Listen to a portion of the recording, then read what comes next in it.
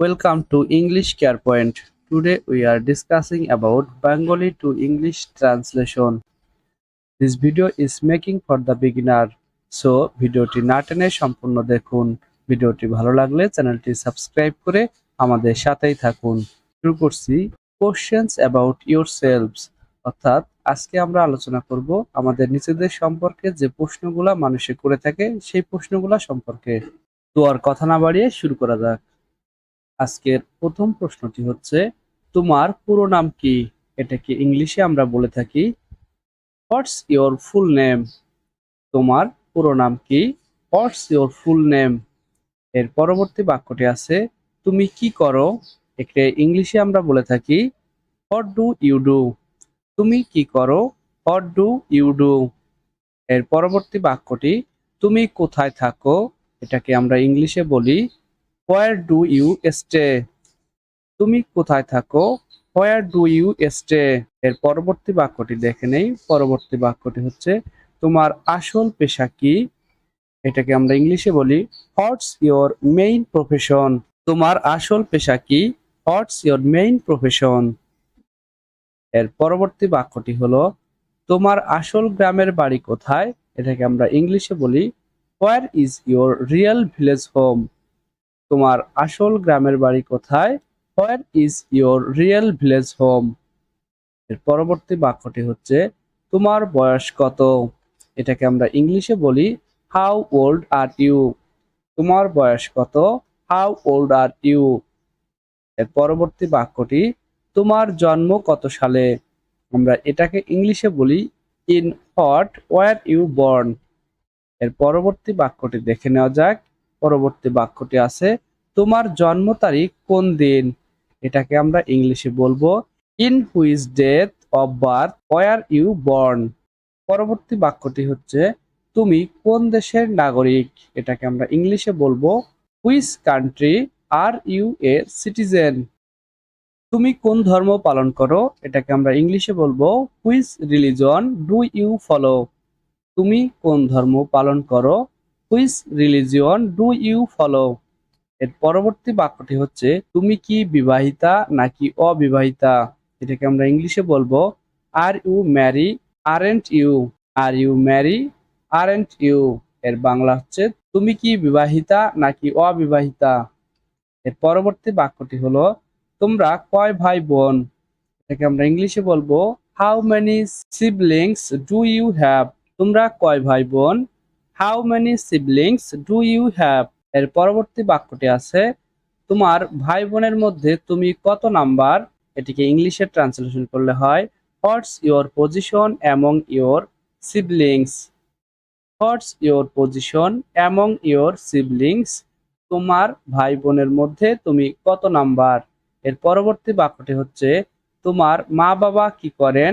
এটাকে ইংলিশে ট্রান্সলেশন করলে হয় what do your parents do. What do your parents do. তোমার মা বাবা কি করেন? তোমার কি মা বাবা আছে? এটিকে ট্রান্সলেশন করলে হয় do you have parents. Do you have parents. তোমার কি মা বাবা আছে? এর পরবর্তী বাক্যটি হচ্ছে তোমার প্রিয় শখ কি? এটাকে ট্রান্সলেশন করলে হয় হোয়াটস ইওর ফেভারাইট হবি। তোমার প্রিয় শখ কি?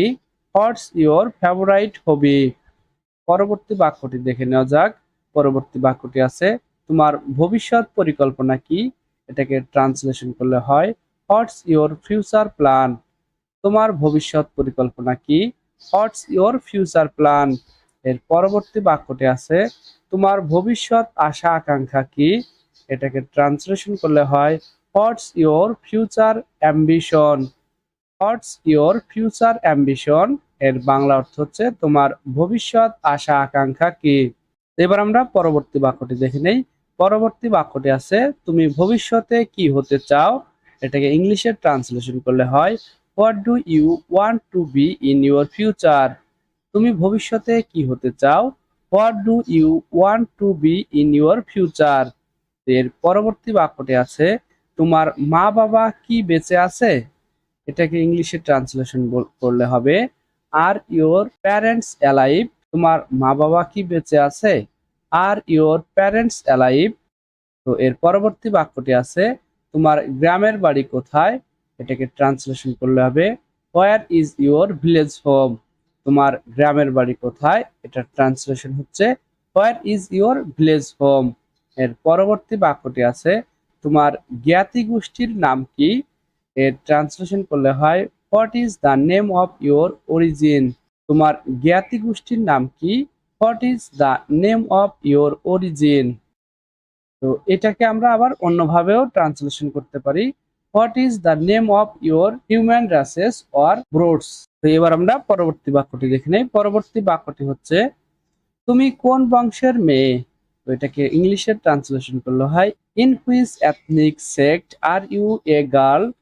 তুমি কোন জাতির ছেলেকে বিবাহ করতে চাও, এটাকে ট্রান্সলেশন করলে হবে in which the nation of the boy do you want to marry.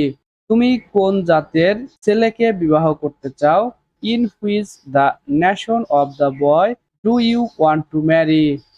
এর পরবর্তী বাক্যটি আছে তুমি কোন ধরনের ছেলের সাথে বিবাহ বন্ধনে আবদ্ধ হতে চাও, এটাকে ইংলিশে ট্রান্সলেশন করলে হবে what type of the boy do you want to bind marriage with.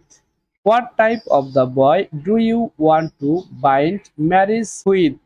এর পরবর্তী বাক্যটি আছে তোমার কি ছেলে বন্ধু আছে, এর বাংলা অর্থ হচ্ছে do you have any boyfriend. তোমার কি ছেলে বন্ধু আছে, do you have any boyfriend.